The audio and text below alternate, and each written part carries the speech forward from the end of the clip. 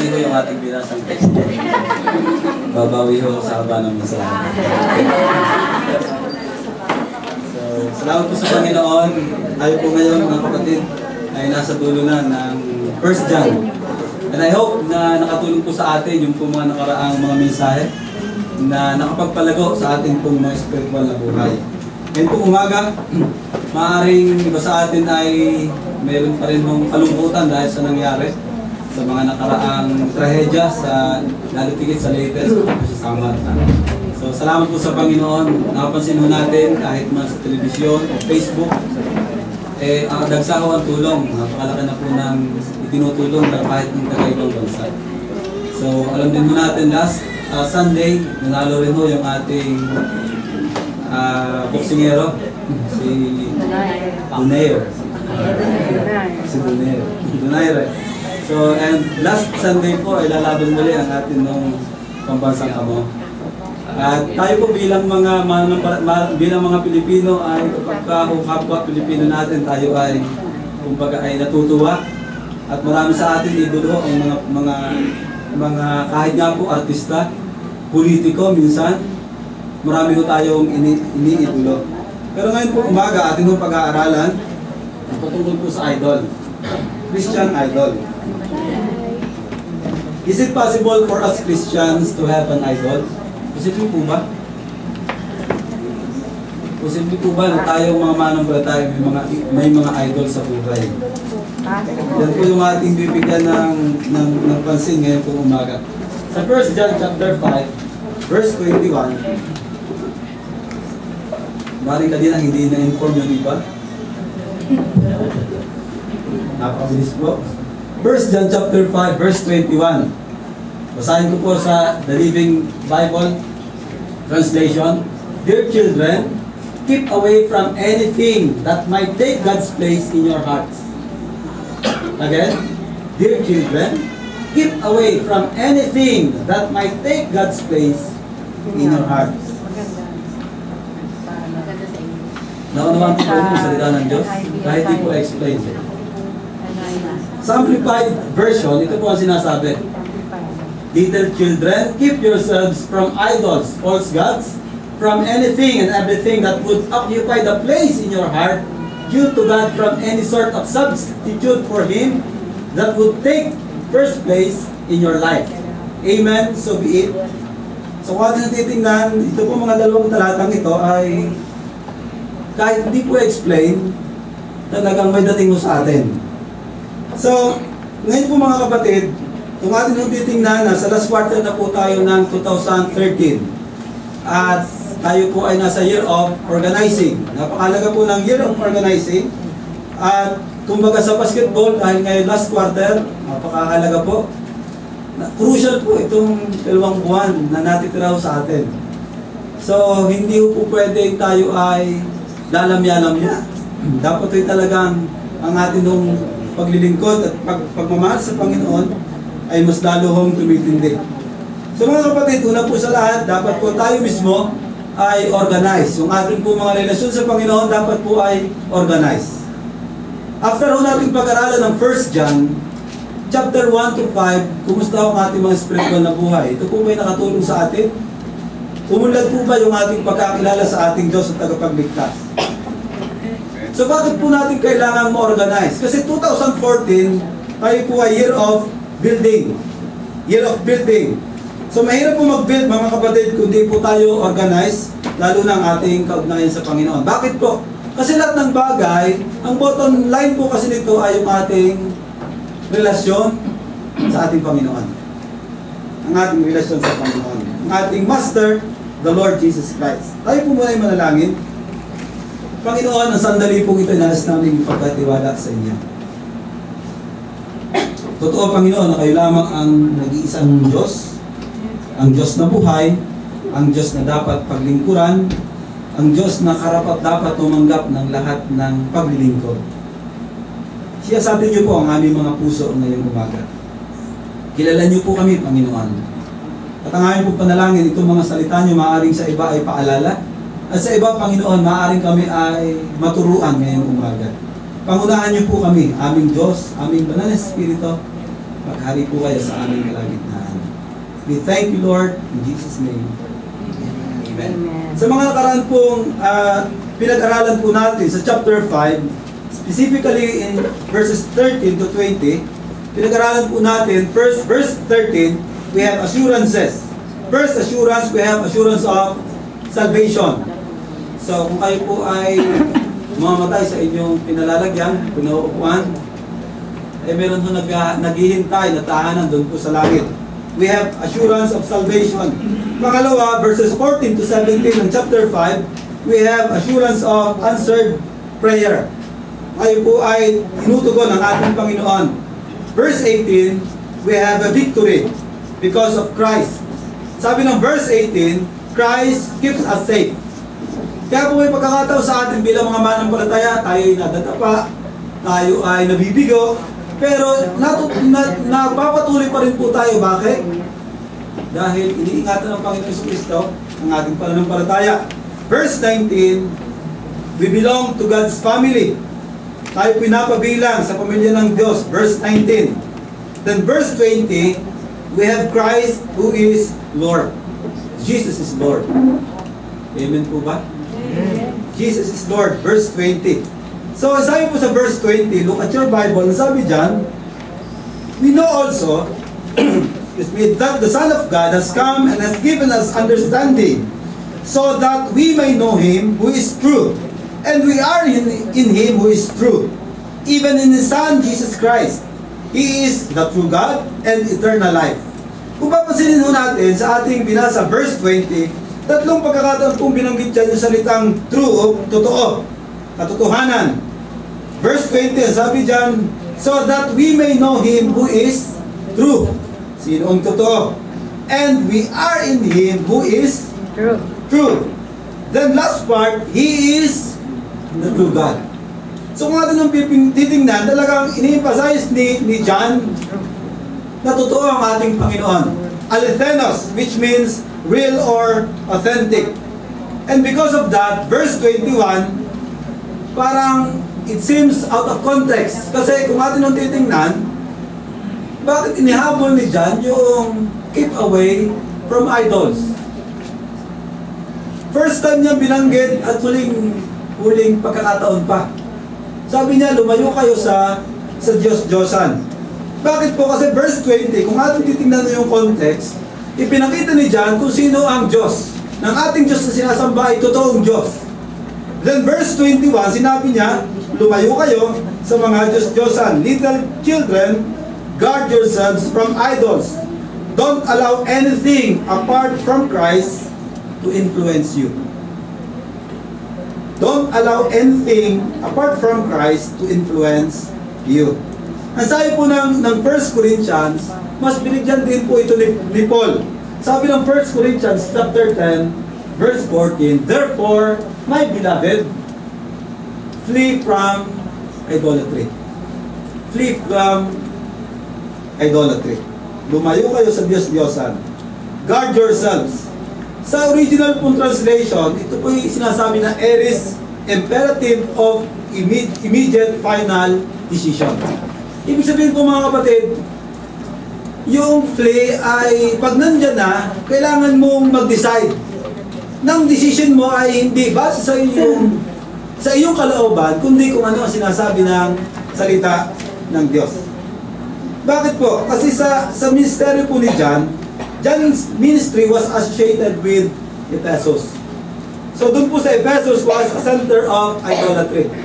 Kung atin nung titingnan, at ang bayan po ng Efeso, lugar ng Efeso, meron po doong Temple of Artemis o Diana. So ito pong temple ni Artemis o ni Diana, meron po doong 420 feet ang taas at 250 ang luwang ng ribulto ni Diana. Just imagine gano'ng kataas yun.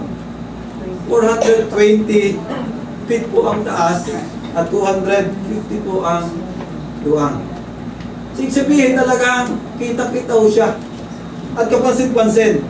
Kung atin nung babalikan, ang Acts chapter 19, meron doon pagkakataon na kung saan ay sina Pablo ay nagpunta roon at nais ibahagi ang patungkol po kay Kristo.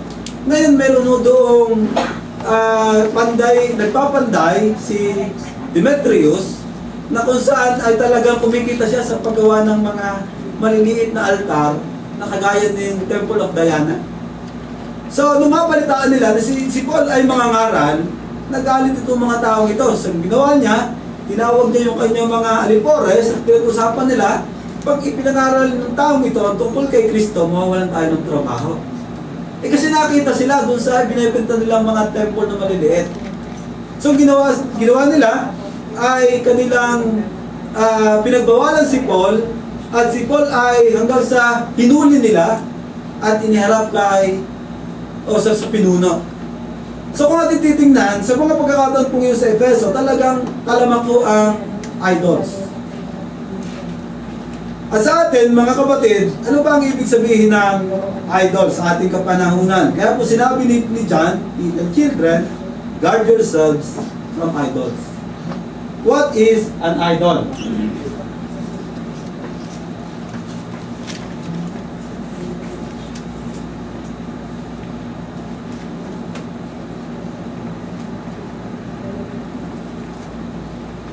So what is an idol?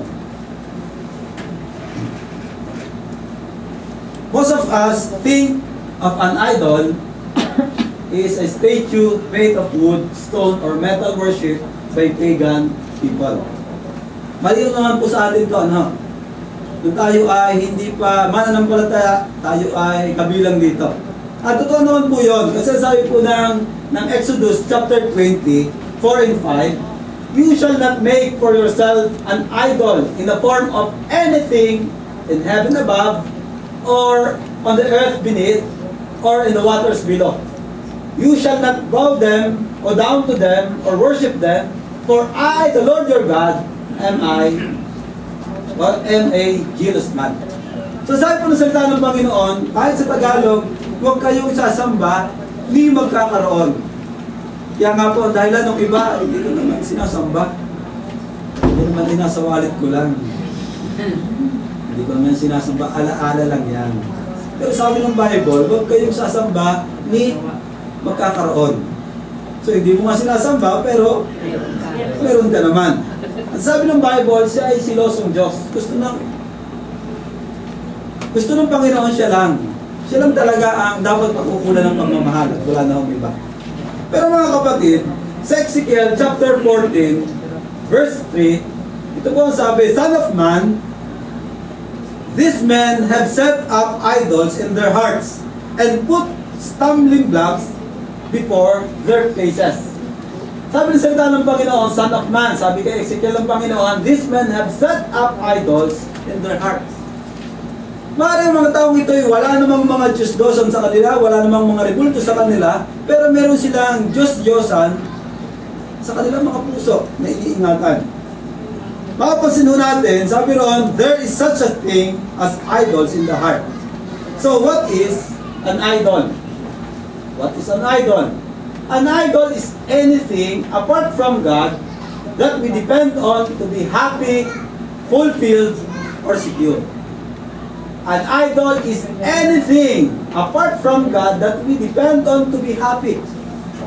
Meron ba tayong mga bagay na apart from God, talagang bagay takbuhan natin para maging masaya tayo? O maring fulfillment sa buhay, security, bank accounts, o napakaraming mga seguridad na ating inaasahan sa buhay, apart from God. Again mga kapatid, huwag niyo akong mamasamahin, hindi po masama ang mga bagay na ito. Pero sabi ang idol is anything apart from God that we depend on. Talagang doon mo na itinutuon ang iyong panahon at pansin. Meron ba tayong mga ganong kapatid sa ating buhay? It is when we attempt to represent the divine being by visible and material forms. Instead ng Panginoon, siya na nagiging focus ng ating buhay, ng ating pagsamba. Sabi nga, anything I put before my God is an idol. Anything I put before my God is an idol. Now, ang tanong sa atin, meron ba tayong mga idol sa buhay? Kahit mga masisimpleng bagay yan. Meron ba tayong mga idol sa buhay? So, what is idol in biblical terms? First, something that we set our heart on or mind on more than God. Something that we set our heart or mind on more than God. Yung bang, yung ating puso at isipan talagang doon ako nakasentro. Yun ang ating pinaglalagakan ng ating puso at ng ating isipan. Sabi ng Luke chapter 12, Philippians and Colossians, sabi doon, and do not set your heart on what you will eat or drink. Do not worry about it. Naranasan niyo po ba mag-worry dahil walang makain? Walang madamit? O walang matahanan? O wala ng lahat ng mga bagay? Sabi ng Bible, do not set your heart on what you will eat or drink. Do not worry about it. Philippians 3:19, their destiny is destruction. Their God is their stomach. Grabe na. Their God is their stomach. Lapit ito. And their glory is their shame. Their mind is on earthly things. So grabe yung i-describe ng Panginoon itong mga taong ito. So Colossians 3 to set your minds on things above, not on earthly things. Set your things on things above, your minds on things above. Hindi po sa mga bagay, dito sa sanlibutan.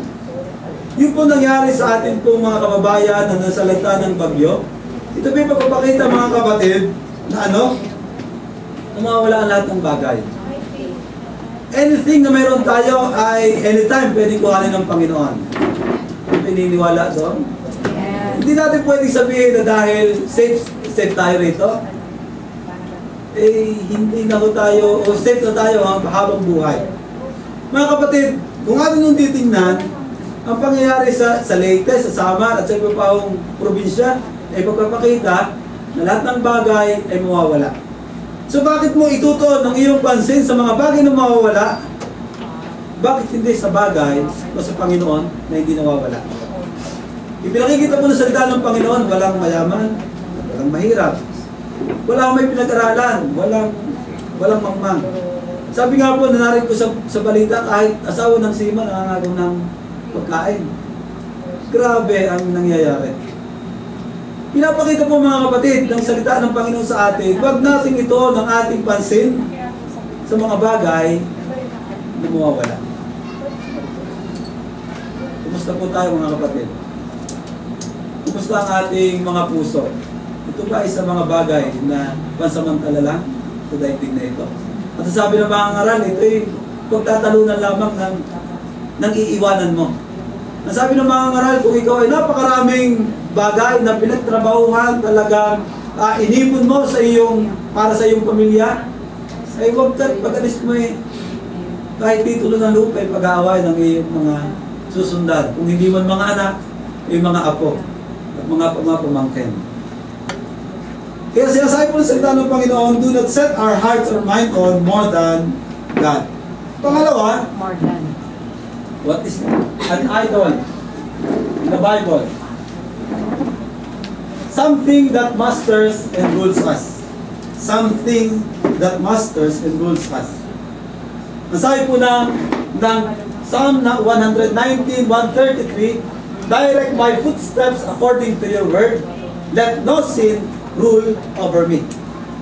Let no sin rule over me. Ephesians 5:5, for of this you can be sure, no immoral, impure, or greedy person, such as a man is an idolater. So ang pagiging idolater po dito ay sinabi na yung immoral na tao, impure, greedy. Sabi doon, has any inheritance in the kingdom of Christ and of God. Walang bahagi sa paghahari ng Panginoong Yesus at ng Diyos. Kumusta po ang ating mga buhay, mga kapatid? Sino po ang naghahari sa atin?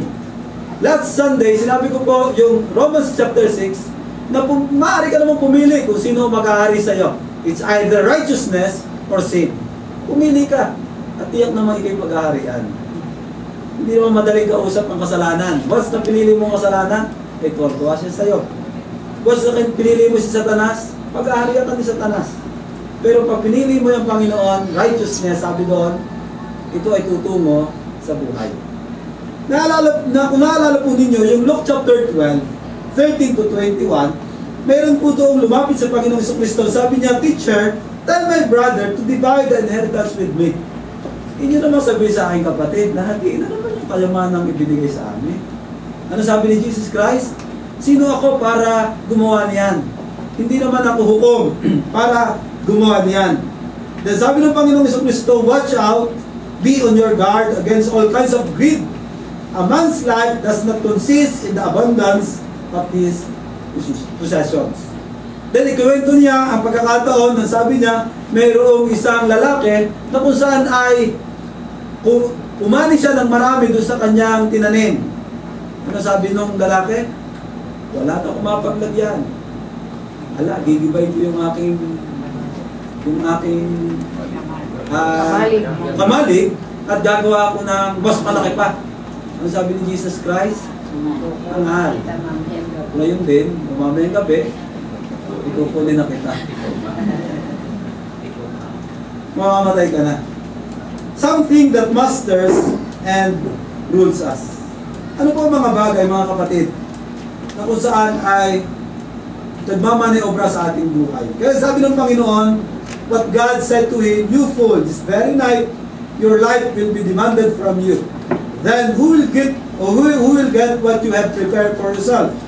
This is how it will be with anyone who stores up things for himself, but is not rich toward God. Mayaman sa sanlibutan ito, pero mahirap sa paningin ng Diyos. Something that masters and rules us. Pangatlo, something that we trust more than God. Mas pinagtitiwalaan po natin kaysa sa Panginoon. Isaiah chapter 42 verse 17, but those who trust in idols, who say to images, you are our gods, will be turned back in utter shame. Grabe yung mga panahon ngayon. At hanggang sa panahon ngayon, talagang yung mga images, yung mga Diyos-Diyosan, grabe nilang sambahin. Pero sa atin, ito po ang sinasabi ng salita ng Panginoon. Isaiah 31, 1 and 3. Habag-habag kayong umaasa sa tulong ng Ito, nagtitiwala sa bilis ng kanilang mga kabayo, nananangan sa dami ng kanilang karuwahe, at ang mga mangangabayo nilang matatapang, salip na sumangguni at umasa kay Yahweh, ang banal ng Israel. Alam ni Yahweh ang kanyang ginagawa. Nagpapadala siya ng salot, gagawin niya ang kanyang sinabi, marurusahan niya ang masasama at ang mga nagtatanggol sa kanila. Hindi Diyos ang mga Ehipsyo, sila'y mga tao rin. Karaniwang hayop din ang kanilang mga kabayo. Pagkilos ni Yahweh, babagsak ang malakas na bansa, pati ang mga tinutulungan nito. Sila'y pare-parehong mawawasak. So mga kapatid, sinasabi lang po ng salita ng Panginoon, maraming tao ngayon nagtitiwala sa tao, nagtitiwala sa posisyon, nagtitiwala sa kayamanan. Sa pagkakalang ang lahat ng ito ay makakatulong sa kanyang buhay. Pero sabi ng salita ng Panginoon, ito'y nagiging idols kapag mas pinagtitiwalaan natin sa ating buhay. Kumusta po ang ating pagtitiwala? Ito ba'y sa Panginoon o sa mga bagay na meron tayo sa libutan ito? Minsan di ba may mga bagay tayo sa ating buhay na hinahawakan? Isipin nga natin, ano yung pinakamahalagang bagay sa inyong buhay na meron kayo ngayon? At isipin din natin, paano kung mawala yun? Tayo ba'y malulungkot? Tayo ba'y sisisihin ba natin ang Panginoon? Something that we trust more than God. Next, what is a biblical terms for idol? Something that we turn to us, a refuge and comfort more than God. Something that we turn to us, a refuge and comfort more than God.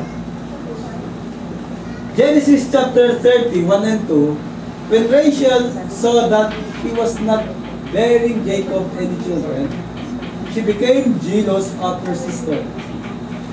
So she said to Jacob, "Give me children, or I'll die." Jacob became angry with her and said, "Am I in the place of God who has kept you from having children?" Grabe yung napaka-desperada na ni Rachel. Alam mo natin yung pagtatalo noong magkapatid na naging asawa ni Jacob, na si Leah ay sunod-sunod ang anak, at ito si Rachel ay ni isa'y wala. At sabi niya ay, "Ibigyan mo ko ng anak, Jacob." Ano tugon ni Jacob? Am I the place of God na kung saan ay nagbibigay ng anak? Minsan ito nagiging comfort sa atin, yung bang parang takbuhan natin. Nagiging refuge, nagiging comfort more than God. Yung bang pag tayo ay naiiyamot o kaya ay nalulungkot, parang mas masarap pumunta sa mall, kaysa church. May mga pagkakataon ng pag tayo nalulungkot, instead na tayo ay sa Panginoon tumakbo, may mga bagay tayong hinahanapan ng kasiyahan. Well, hindi naman po masama ang lahat ng iyon. Pero kung inuuna natin ang mga bagay na yun at hindi ang Panginoon, nagkakasala po tayo mga kapatid. Something or someone that we fear more than God. Panlima, something or someone that we fear more than God. Something or someone that we fear more than God. Sa ipong salita ng Panginoon, Proverbs 29 verse 25, "Fear of man will prove to be a snare, but whoever trusts in the Lord is kept safe." Luke 12:4-5, "I tell you, my friends, do not be afraid of those who kill the body, and after that can do no more. But I will show you whom you should fear. Fear him who, after the killing of the body, has power to throw you into hell. Yes, I tell you, fear him." Huwag niyong katakutan ng pumapatay ng katawan. Pagkatapos ay wala na. Kundi ang katakutan niyo na yung pinatay ka lang at pagkatapos ay may kakayanan pang pagbulit sa walang hanggang kaparusahan. Something or someone or anything that we fear more than that. Minsan mas kinatatakutan mo natin ng tao. Minsan mas kinatatakutan natin ng pastor. Ay, hindi ko gagawin yan kasi nakikita ni pastor, nakikita ni kapatid na ganito na baka ko sabihin sa leaders. Mas kinatatakutan natin yung mga bagay na nakikita kaysa mga bagay o kaysa sa Panginoon. Something or someone that we fear more than that. Next, something that we serve more than that. Nagiging idol po ang isang bagay kapag mas pinaglingkuran natin kaysa sa Panginoon. Sabi ng salita ng Panginoon, "No one can serve two masters." Walang pwede maglingkod sa dalawang hari o sa dalawang master, pinuno. Either he will hate the one and love the other, or he will be devoted to the one and despise the other. You cannot serve both God and money. Their God is their stomach, Philippians 3 verse 19. You cannot serve both God and money. Katulad po, ang pera naman ay hindi masama. Pero sabi ng salita ng Panginoon, you cannot serve both God and money. Hindi mo masama ang trabaho. Ito ay makakatulong sa atin. At talaga, sinabi rin sa salita ng Panginoon na tayo magtrabaho. Pero kung mas lamang na ho ang trabaho kaysa sa Panginoon, magiging kasalanan po ang lahat ng ito. Something that we love more than God. Sinong mahal mo? Something that we love more than God. 1 Timothy 6:9 and 10, "People who want to get rich fall into temptation and a trap and into many foolish and harmful desires that plunge men into ruin and destruction. For the love of money is the root of all kinds of evil." Some people eager for money have wandered from the faith and pierced themselves with many griefs. Ang iba nga ay lumayo sa pananampalataya dahil sa pag-ibig sa pera.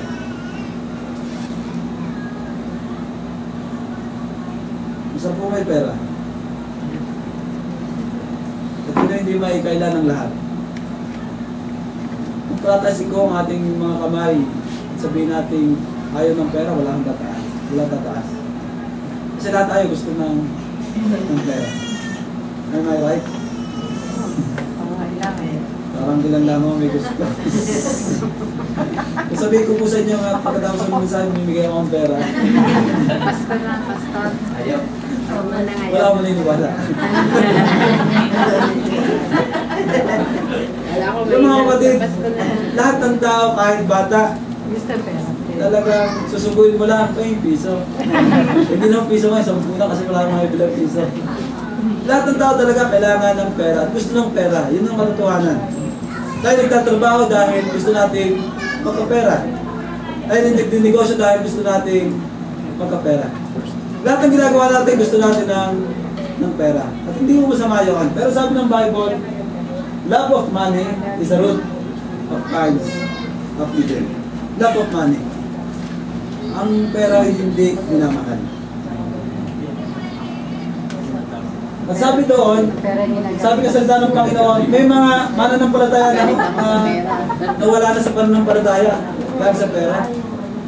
Nawala na sa pananampalataya, nakakalungkot dahil sa pera. 1 Timothy o 2 Timothy chapter 2, chapter 3, people will be lovers of themselves, lovers of money. So, yung mga panahon, no, lovers of themselves. Wala nang mamalik kundi yung sarili at lovers of money. 3-4, lovers of pleasure rather than lovers of God. Sa mga hindi mananampalataya, masarap ang pleasure. And to be honest, kahit sa mga mananampalataya, tama po ba ako? Pag pleasure, talagang marami ang nahuhumaling dito. Pleasure. Wala akong may ayaw ng pleasure. Hindi masyadong yung ayaw ng pleasure. Pero sabi ng Bible, lovers of pleasure rather than lovers of God. Matthew 6:21, where your treasure is, there will be, or there will your heart be also. Tama po yun. Kung nasaan ang iyong kayamanan, naroon din ang iyong puso. Tingnan mo ninyo. Pagka ang iyong puso ay, di ba, kung ikaw ay may unang apo, talaga namang, kahit di ka naman sa bahay, kasi unang apo, o kaya unang anak, may mga taong doon nila ibinubuhos yung kanilang pagmamahal, yung kanilang puso. Where your treasure is, there will your heart be also. Kahit sa boyfriend, girlfriend, kahit sa mag-asawa, hindi yung samaan lahat ng bagay na yan. Pero mga kapatid, nagiging idols po yan, o nagiging idol, pagka po mas minahal natin. Ang tanong, sino ang inyong mahal ngayon? Kung bibigyan ko ng pagkakataon mag-isip, sino yung 5 pinagbubusan mo ng pagmamahal? Ako pininiwala ang pangunahin niya, Diyos. Amen? Pero tingnan natin yung ating mga sarili. Is it really the Lord ang ating pinagbubusan ng pagmamahal? Ang sarap sabihin ng Panginoon, kahit po sa akin minsan, na talaga, Lord, mahal kita. Minsan di ko makakanta ng I love you, Lord, kasi tinula ko sarili ko. Minsan yung salita, mahal na mahal kita, Panginoon. Minsan sinasabi natin, pero ang kabibig lang, no? Pero kung sisiyahin natin sa ating puso, dinadaya natin ang ating sarili. I'm not judging, hindi ko nanguhusga. Pero kung titignan natin, pare-pareho ang ating mga sarili, hindi natin pwedeng dayaan ng Diyos. Sino ang ating mas mahal sa ating buhay? Magandang tanong, no? Next, is something that we boast of more than God. Yung ba ang pinagmamalaki sa ating buhay? 1 John chapter 2 verse 16, gaya ng ating pinag-aralan, for everything in the world, the cravings of sinful man the lust of his eyes, the boasting of what he has and does, comes not from the Father, but from the world. Mga kapatid, in general sense, yung po lust, sabi nga ay, it is used here in general sense of desire, of that which is the object of desires. Denotes that which merely gratifies the appetites. Yung ating mga panlasa. Panlasa ng ating katawan. It includes all unchaste desires, hindi matatanggihan desires, thoughts, words, and actions. Di ba may mga pagkakataon na alam mo kasalanan, pero bakit? Yung bang parang, sige nga. Naman, sige nga. Dais ka ng dais, hanggang sa mamaya ikaw ay lapit ka ng lapit. Lapit ka ng lapit na hindi mo na mamalayan, kung nagdadaig na pala, kung nasusunod na yung iyong kalating pahay, hindi mo na mamalayan. Kasi bakit? Tinutugunan mo kasi yung iyong appetite, yung iyong panlasa. Sabi nga, it includes all unchaste desires, thoughts, words, and actions, fornication, adultery, rape, incest, sodomy, and all unnatural lust sa ating buhay. So mga kapatid, kasama rin po rito yung intemperance in eating and drinking, gluttony, and drunkenness, and all sensual pleasures of life. Ito yung pakiramdam ng tao, yung kasarapan ng yung pleasure sa buhay. Yung bang maraming mga tao pag nagiinom nakakaramdam ng kaginawahan, nakakaramdam ng parang lalaking lalaki. Pagka nasa vices talaga ang tingin niya sa kanyang sarili, ang yabang at lalaking lalaki. Kaya kung susuriin mo, pipilantin. Yung iba naman parang pagka kumakain lang doon nakakatagpo ng kapahingahan, kasiyahan. Na yun yung kanyang talagang, wow, pagkain na, namimilog ang mata. Namimilog ang tiyan. Lust of the flesh. So yun pong lust of the eyes, ito yung inordinate desires after objects which are designed merely to gratify the sight. Yung bang hindi ka nasasatisfy kapag may nakita ka, talagang gusto mo pa rin. Gusto mo pa rin yung mga bagay na meron ka na. Oh, pag bibili mo ito at bibilin mo yung mas katulad niya o mas higit pa dun sa kanya. So, desires of the sight, to gratify the sight. So, and pride of life. Ito naman po yung maaring hunting after honors, cheap places, and high titles, mga titles, boasting of ancestry. Ako'y apo ni ganito. Ang gasat ko, ang dami ng lahi ang sinusuon. Bago natuntun, iba yung pala.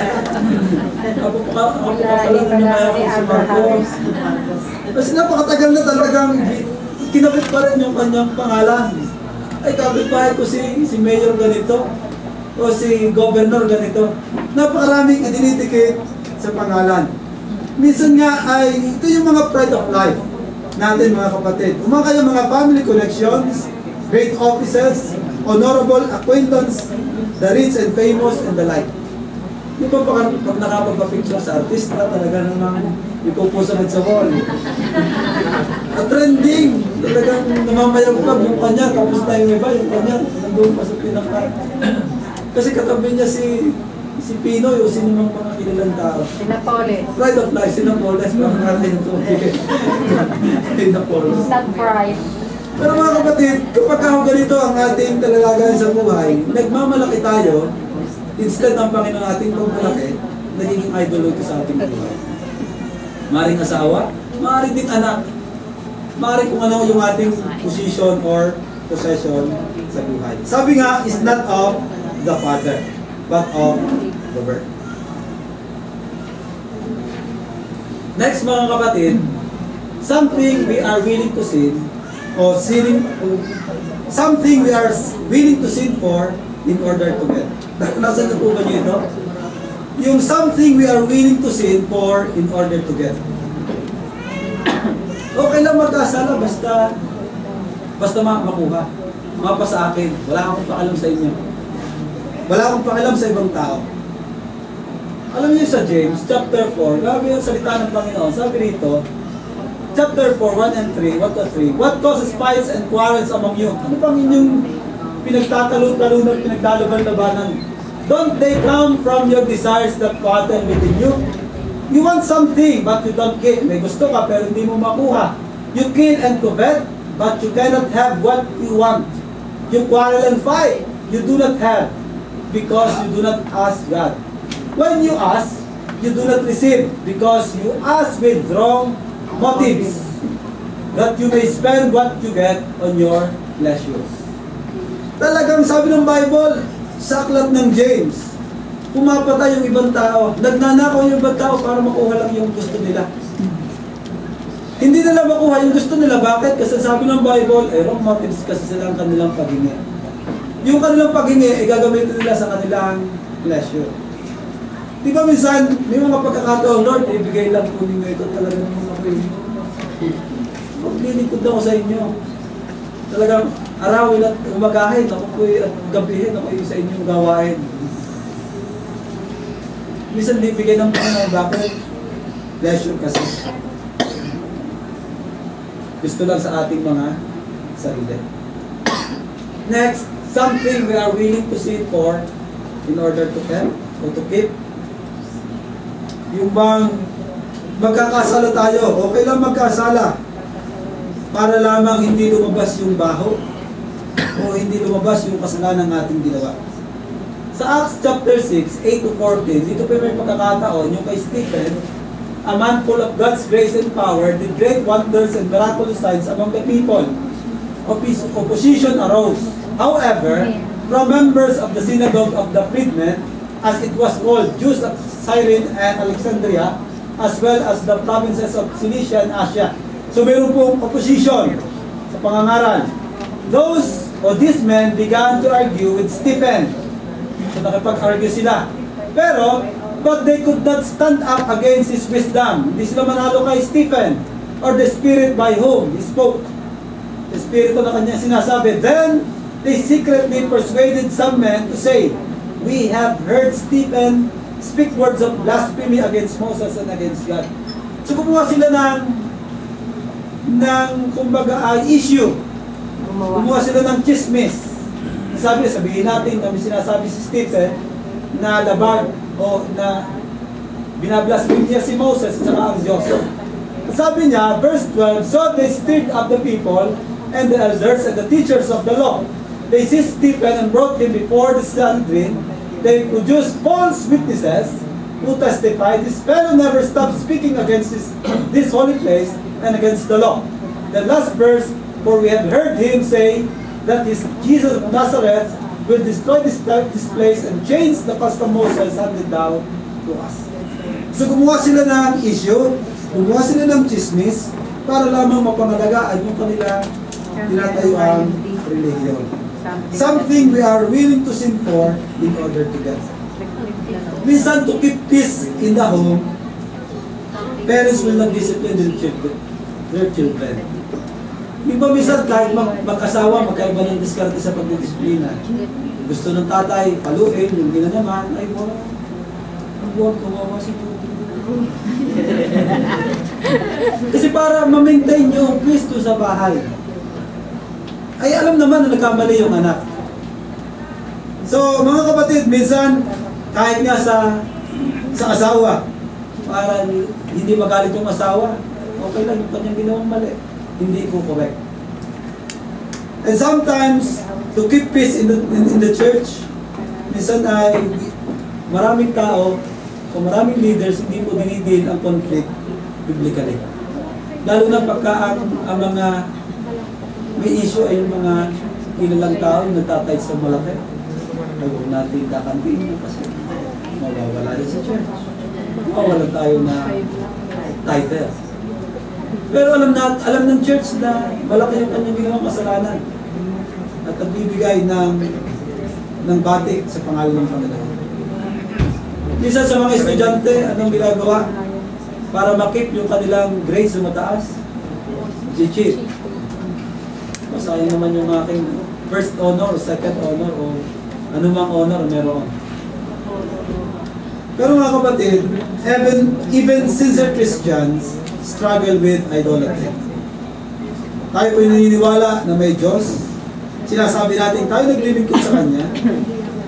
But at times, we allow other influences to rule us. Ang ganda ko nung sinabi ng Panginoon tungkol sa mga Israelita. Ang sabi ng 2 Kings 17:41, even while these people were worshiping the Lord, they were serving their idols. Pwede pala yun. Ibig sabihin, pwede na nung panahon pa lang yun, nangyayari.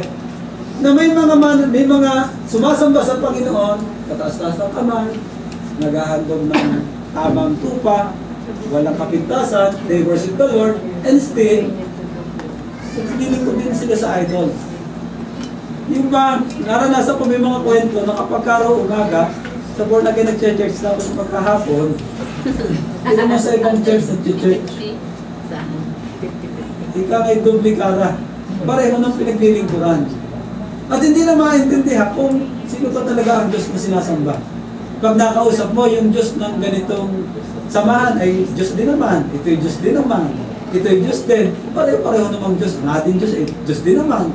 Hindi na ma-distinguish ano ba talaga o sino ba talaga ang tunay na Diyos.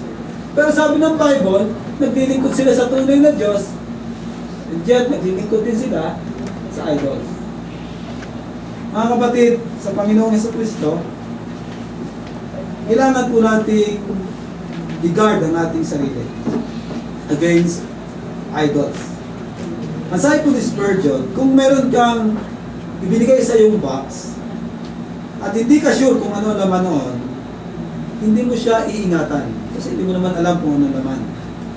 Pero kung alam mo, may naghabilin sa iyo na isang box, tapos ang laman noon ay alam mo ng mga diamonds, alam mo na laman ng may mga ginto, lahat ng talagang kayamanan nandoon, ano gagawin mo?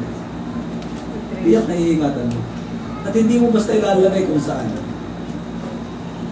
Ganun din po sinasabi ng Panginoon sa atin, mga kapatid. Ang Panginoon sa Kristo ay natutunan natin, na ilala natin sa ating buhay. Kaya kailangan mo natin ilala. So dito po, meron pong maaaring potential idols sa ating buhay. Tingnan natin kung saan tayo. Maaaring performance. Yung pong performance, anong ibig sabihin ito? We try to please, to get, or to keep acceptance or approval. Yung bang gusto mo na yung performance mo ay maayos para ikaw ay mapuri ng ibang tao, maaaring ng magulang o ng iyong asawa, when you please man rather than God. Ito po mga kapatid ay idolatry. Performance. Minsan, yun po tatawag na performance for self. Yung perfectionism. Meron tayong mga, we try to perform up to our own standards that we have set. Yung itong standard ko. So, ano ginagawa natin? When we met our standard, ano nangyayari? We feel good. Pero pagka hindi, we feel bad. Kasi hindi natin na-meet yung ating standard. At minsan nagiging Diyos ito sa ating buhay. Making a personal list for myself to follow that is higher than what God says. Pangalawa, performance of others. Gusto natin na yung iba mag-perform ayon sa ating gusto. So gusto natin yung iba mag-perform ayon sa ating gusto. Pag hindi nangyari yon, tayo nagiging judgmental and unloving. So performance of others. Next, good health. Isa nagiging Diyos natin yung good health, yung ating kalusugan. Isa may yabang pagka yung mga lalaki nagbuhat, tapos lumaki ang katawan. O kaya yung dating malusog na babae, marami ang tinatabong taba, tapos biglang pumayat na naging 22 ang baywang, dating 40. Parang paglalakad talaga may yabang, may dating. O minsan, nagmamalaki natin talaga since birth, ako hindi nagkakasakit. talagang ingat na ingat ko ang aking katawan. Grabe kapag malaki ang good health. Well, mga kapatid, as I said, hindi ko masama ang lahat ng ito. Pero pag sa tingin natin, ito ay medyo sumusundot na konti sa ating kayabangan, nagiging masama ito. Lack of money. Yung bang pagka wala kang pera, talagang nabubugnod ka. Yung 1,000 lang nasa wallet mo, pero ikaw ay palagay mo wala kang pera. Grabe lang. Yung pag wala kang pera, hindi ka makatulog. Tapos lahat na sa bahay, kaaway mo. Kasi wala kang pera. Pag may kasalubong ka, tingin mo, 1,000. Nakikita sa mukha, nakakabot sa mukha. Grabe na na. Lack of money.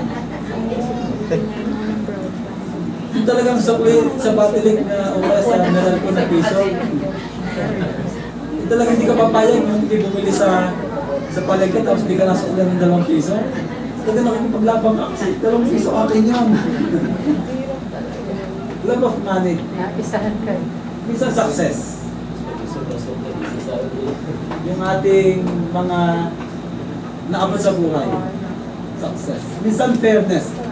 Tatanong tayo, bakit minsan ang buhay ay unfair? Dapat yung tinatanggap nila, tinatanggap din namin. So gusto mo lagi fair ang buhay. Pero sa totoo lang, hindi yun nangyayari. Sa mga nabanggit kong ito, meron po ba tayong kinabibilangan na medyo napapalapit po ang ating loob?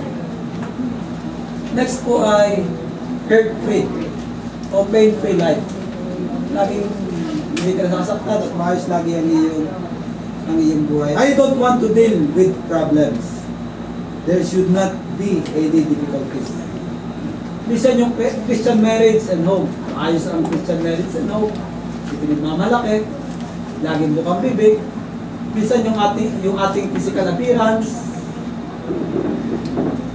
Yung pagkinis ng ating mga balat. Pagputi natin. Pagtangkad.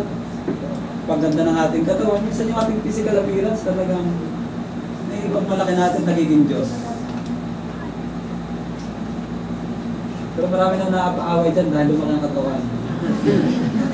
Kasi minsan pagka malaki ang katawan mo, dating ikaw ay chuchu-chuchu, pagka ikaw ay naapit, pero nung lumaki na, harap.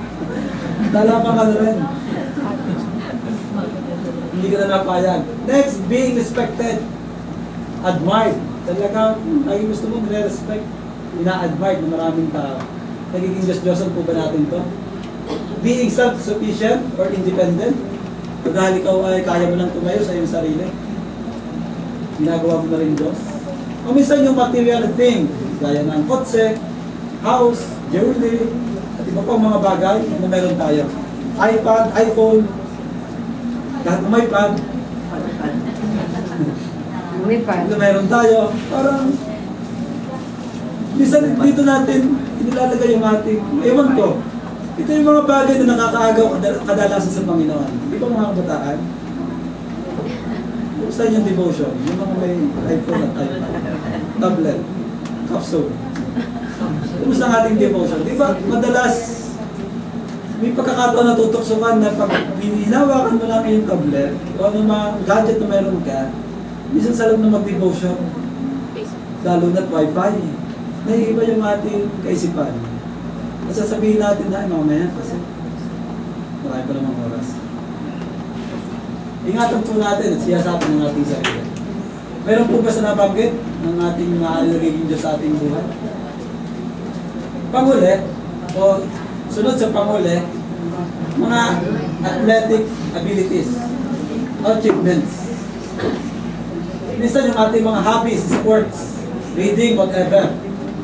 So minsan ay nagiging Diyos-Diyosan din po natin dito.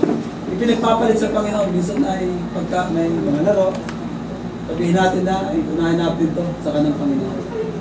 Minsan yung mga ideal o idealistic pro-life movement, peace movement, political party, idealistic, being treated fairly, success, position, power. Nakakalungkot minsan kahit mga pastor, yung minsan pagka na-ordina na reverend, parang minsan yung iba ayaw na patawag ng pastor. dapat reverend. Amen. Pag tinawag mong ganito, hindi. Dapat ganito. Talagang nagagalit sa'yo kasi hindi mo kinabita ang mga naman. Nakakalungkot. Next ay worldly pleasures, maaaring drugs, wala mo siguro sa atin, alcohol, food, sex. So worldly pleasures, ito pa yung nagiging Diyos-Diyoso natin. Being in control, meeting goals or achievements, again. Yung pag tayo may nagkaanak, kung may mga anak, o getting married, pag tayo talagang gusto natin magkasawa, 60 na tayo, wala magkasawa. O having your needs met. So, minsan itong mga pagkakataon po na nagiging potential idols in our lives. Or other. Kumusta po ang ating buhay, mga kapatid? Meron po bang tayong kinabibilangan sa nabanggit? Kung kayo pipili ko sa 5, alin mo yung pinakahigit sa nabanggit na 5 na namamayagpag sa inyong buhay? Na nagiging idols po natin. John chapter 2 verse 8, ang ganda ng salita ng Panginoon. Those who cling to worthless idols forfeit the grace that could be theirs. Those who cling to worthless idols forfeit the grace that could be theirs. Sabi ko na isang quotation ay ganito. Use temporal things but desire eternal. You cannot be satisfied with any temporal goods. Why? Because you were not created for the enjoyment of such things. Tama po ba? Use temporal things but desire. Mga kapatid, sa ating Panginoong Jesus, ang buhay natin everyday ay araw ng pakikibaka. It's either we worship yung mga bagay na ating nakikita, yung mga visible na pinapalit natin sa Panginoon, o talaga ang Panginoon ang ating sinasalita sa ating buhay. Kumusta po yung ating buhay? Kung susuruin mo natin ang ating buhay, ano ba yung mga bagay na sa tingin natin mas nagiging pangunahin natin sa ating buhay? And I do believe, itong mga pangunahing bagay o anumang bagay na mayroon tayo, pag nawala sa ating buhay, iyak na parang nawawala tayo ng buhay. Kasi bakit? Doon na masusukat kung yun na talaga ang ating pinagbubusan ng ating pagmamahal. Mga kapatid, sabi ng salita ng Panginoon, 1 John chapter 5 verse 21, mga kapatid, lumayo kayo sa Diyos. Meron ba mga little gods sa inyong buhay o sa ating buhay? Bakit itong suriin natin ang ating mga sarili na inyong buhay? Tayo po yumuko sa Panginoon. Tayo po mga namin. Tingnan po natin suriin ang ating mga buhay. Meron ba tayong ibang Diyos maliban sa tunay na Diyos?